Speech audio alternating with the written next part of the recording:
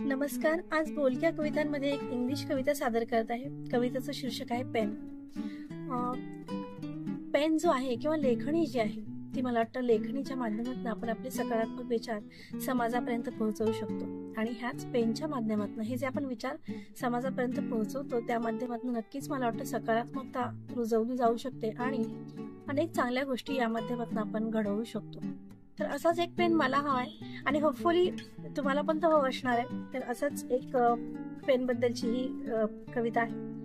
I want a pen which will write only the stories of happiness. I want a pen which will write only the stories of happiness. I want a pen which will write only about good things. I want a pen which will write only about the good things. I want a pen which will write only about frank smiles. I want a pen which will write only about the frank smiles.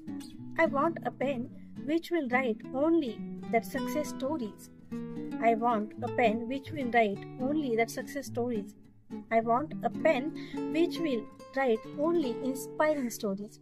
I want a pen which will write only about inspiring stories. I want a pen which will write about the good people around me. I want a pen which will write only about the good people around me. And I want a pen which will write only about good things we have. I want a pen which will write only about the good things we have. तर नक्कीच आपल्याला असा pen जर मिळाला तर त्या माध्यमातून आपण नक्कीच लिहा छान.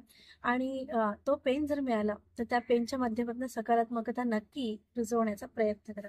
तर बोलक्या कवितांमध्ये पुन्हा भेटूया. तोपर्यंत बाय. थँक्यू.